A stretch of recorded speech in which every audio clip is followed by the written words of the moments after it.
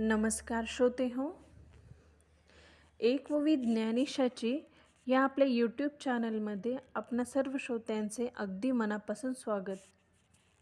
श्रोते हो, आजच्या भागात आपण ज्ञानेश्वरीच्या दुसऱ्या अध्यायातील 320च्या पुढील ओव्या घेऊयात. ओम नमो ज्ञानेश्वरा. जरी हृदय विषय स्मरती, तरी निसंगाही आपजे संगती. संगे प्रगटे मूर्ती अभिलाषाची, जेथे कामो उपजला, तेथे क्रोधू आधीची आला. क्रोधी असे ठेविला समोह जाणे, संमोहा जालिया व्यक्ती. तरी नाशू पावे स्मृती, चंडवाते ज्योती आहात कैसी. का अस्तमानी निशी, जैसा सूर्य तेजा ते ग्रासी. तैसी दशा स्मृती भ्रंशी प्राणियासी. मंग अज्ञान धा केवळ, तेने आपलविजे सकळ. तेथे बुद्धी होय व्याकुळा हृदया माझी.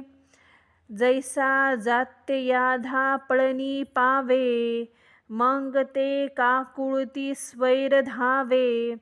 तैसे बुद्धीसी होती भव्ये धनुर्धरा.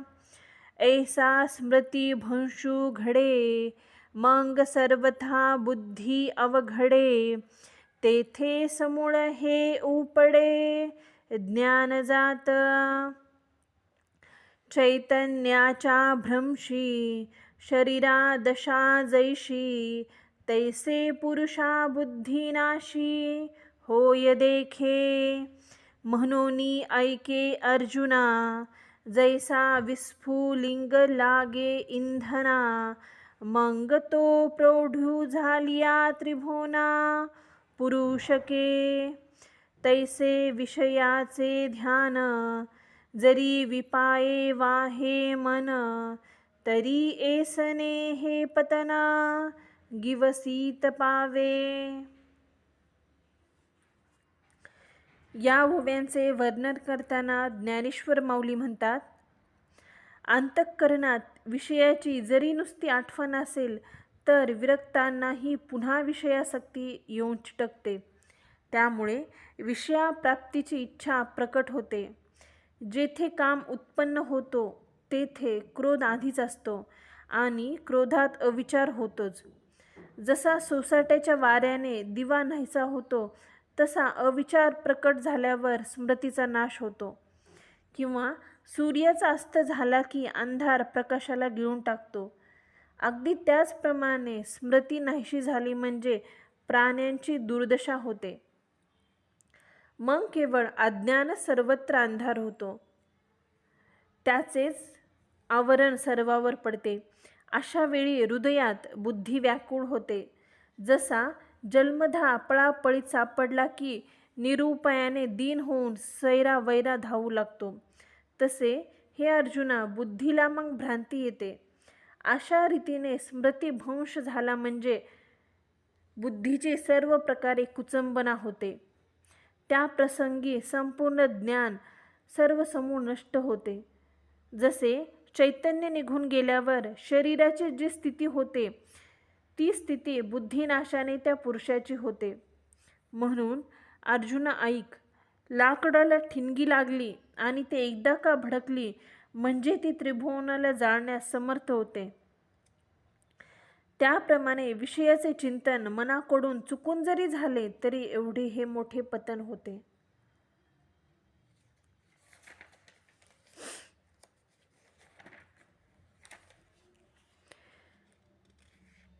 म्हणूनी विषय हे आघवे, सर्वथा म्हणूनी सांडावे.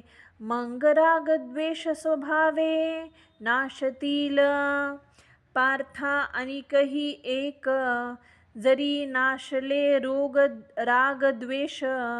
तरी इंद्रिया विषयी बाधक रमता नाही. जैसा सूर्य आकाश गतू, रश्मी करे जगाते स्पर्शतू, तरी संग दोषे काय लिपतू, तेथे चेनी. तैसा इंद्रियार्थी उदासीन, आत्मरसेची निर्भिघ्न, जो काम क्रोध विहीन, होनी असे. तरी विषयातीही काही, अपना वाचुनी नाही. मग विषय कवने काही, बाधतील कवना. तरी उदकी बुडीजे, का अग्नी आगी पोळीजे, तरी विषय संगे आपलविजे, परिपूर्ण तो. ऐसा आपणची केवळू, होनी असे निखळू, तयाची प्रज्ञा चळू, निर्भांत मानी.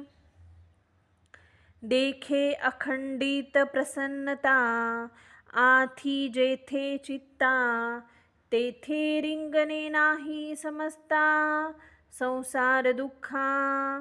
जैसा अमृताचा निर्झरू, प्रसवे जयाचा जठरू, तया शुद्धतेशेचा अडदारू, काहीची नाही.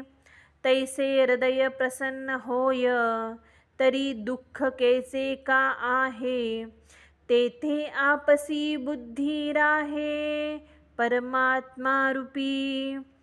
जैसा निवृत्तीचा दीपू, सर्वथा नेने कंपू, तैसा स्थिर बुद्धी सुस्वरूपू, योगयुक्तू.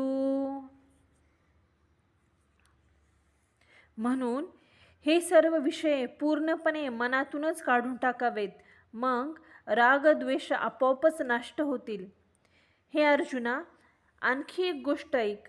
रागद्वेषाचा एकदा नाश झाल्यावर मग इंद्रिये विषयात जरी कदाचित रममान झाले तरी ते विषय बाधक होत नाहीत.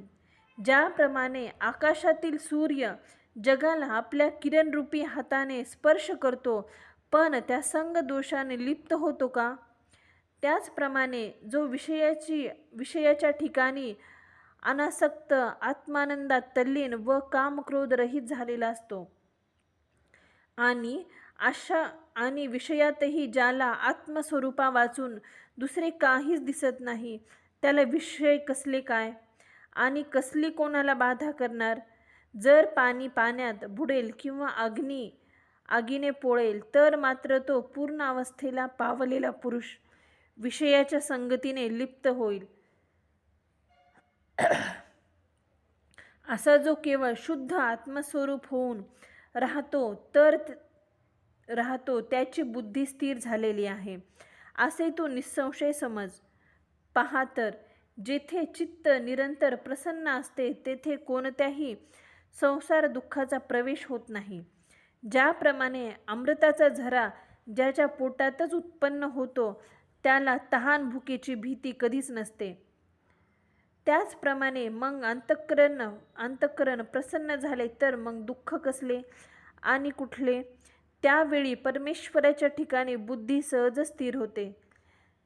ज्याप्रमाणे निवारा असलेली दिव्याची ज्योत मुळीच हलत नाही, त्याचप्रमाणे योगयुक्त पुरुष सुस्वरूपी स्थिर बुद्धीने राहतो. श्रोते हो, इथे आपल्या 341व्या पूर्ण झालेल्या आहेत. झालेली सेवा मी ज्ञानेश्वर माऊलींच्या चरणी अर्पण करते.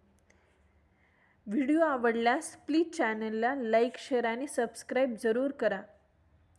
धन्यवाद. ओम नमो ज्ञानेश्वरा.